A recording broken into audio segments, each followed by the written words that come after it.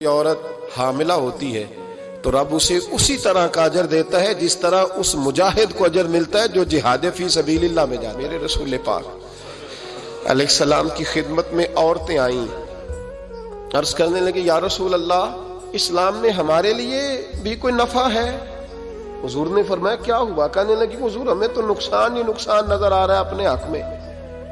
حضور بتلائیں اگر آپ کے دین میں کوئی خیر ہے تو ہم کلمہ پڑھیں فٹافٹ، باقی تو دنیا میں ہمیں اپنا نقصان ہی دکھائی دیتا ہے۔ یہ بھی امام طبرانی نے لکھا ہے، محبوب علیہ السلام نے فرمایا تم پہلے اپنی بات کرو، پوچھنا کیا چاہتی ہو؟ کہنے لگے یا رسول اللہ ایک تو ہم نے سنا ہے اسلام میں بھی ایک معاملہ یہ ہے کہ جن دنوں عورت ناپاک ہوتی ہے وہ نماز نہیں پڑھ سکتی، وہ روزہ نہیں رکھ سکتی۔ حضور یہ دینی نقصان ہوا، اور دو عورتوں کی گواہی ایک مرد کے برابر ہے۔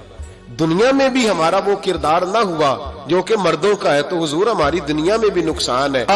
پھر تو یہ ہوا کہ ہفتے مہینے کے بہت سارے دن عورت ویسے ناپاک رہی، دین سے دور رہی، اور اگر وہ قومی معاملات میں کوئی کردار ادا کرنا چاہے پھر بھی اس کی گواہی دو عورتوں کی ایک مرد کے برابر، تو حضور دنیا کا بھی نقصان دین کا بھی۔ میرے کریم نے فرمایا بیٹھ جاؤ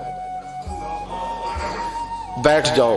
عورتیں بیٹھ گئیں تو محبوب فرمانے لگے تمہیں پتہ ہے جب کسی کے گھر میں بیٹی پیدا ہوتی ہے حضور کیا ہوتا ہے؟ فرمایا میرا مالک دو فرشتے بھیجتا ہے، فرمایا وہ آ کے گھر والوں کو سلام کہتے ہیں، جنوں اور انسانوں کے علاوہ ساری دنیا ان کے سلام کو سنتی ہے۔ فرمایا پھر وہ فرشتے اپنے پروں سے اس بیٹی کو ڈھانپ لیتے ہیں اور پھر اس کے سر پر پھیرتے ہیں، اور فرمایا پھر وہ ان کے باپ کو کہتے ہیں ان کی صحیح طرح پرورش کرنا، پھر ان کے ذمہ داروں کو کہتے ہیں، ان کے خاندان کے بڑوں کو کہتے ہیں صحیح طرح پالنا۔ اگر تم ان کی یہ لفظ سنو میرے محبوب کے، حضور فرمانے لگے رب کے فرشتے کہتے ہیں اگر تم نے صحیح پرورش کر کے بیاہ دیا تو اللہ قیامت تک تمہاری مدد کرے گا۔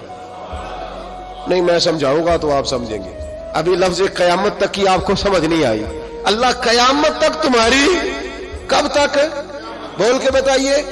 قیامت تک اللہ تمہاری مدد کرے گا۔ کس طرح؟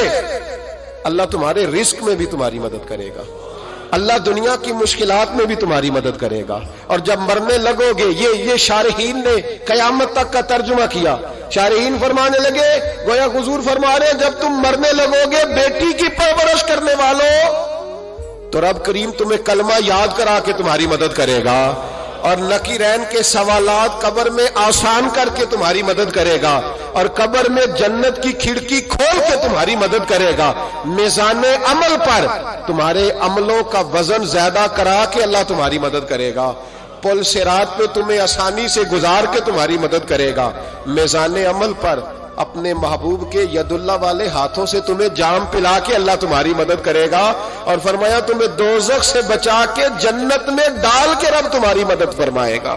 یہ تمہاری مدد ہوگی۔ حضور نے فرمایا یہ تو ہے بچی کی پرورش، اور میرے محبوب نے فرمایا عورتوں تمہیں پتہ ہے جب کوئی عورت حاملہ ہوتی ہے تو اسے کیا ملتا ہے؟ بیویاں تو پہلی بات سن کے رونے لگی، ان کے آنچل آنسوؤں سے بھیگ گئے۔ محبوب فرمانے لگے جب کوئی عورت حاملہ ہوتی ہے تو رب اسے اسی طرح کا اجر دیتا ہے جس طرح اس مجاہد کو اجر ملتا ہے جو جہاد فی سبیل اللہ میں جاتا ہے، اتنا اجر اللہ حاملہ عورت کو دیتا ہے۔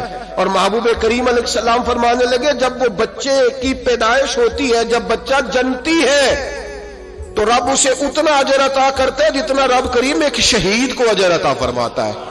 ایک شہید کے برابر مالک اسے اجر دے، اور شہید کا اجر تو آپ کو پتہ ہی ہے کتنا ہے، اس کا پہلا قطرہ زمین پہ گرتا ہے تو گناہ اللہ سارے معاف فرما دیتا ہے۔ فرمایا اللہ عورتوں کو یہ اجر دیتا ہے۔ میرے محبوب فرمانے لگے شرط صرف اتنی ہے کہ اپنے خاوند کی فرما بردار رہنا، اور فرمایا اس کے بعد جب وہ بچہ پالتی ہے رات کو اٹھ کے اسے دودھ دیتی ہے، اور اگر بول و براز کرے تو رات کو اٹھ کر اس کی صفائی کرتی ہے۔ فرمایا جو بی بی اپنے بچوں کی خاطر رات بیدار رہے گی رب کریم اسے اتنا ہی اجر دے گا جتنا رات کو اٹھ کے نفل پڑھنے والے کو اجر عطا فرماتا ہے۔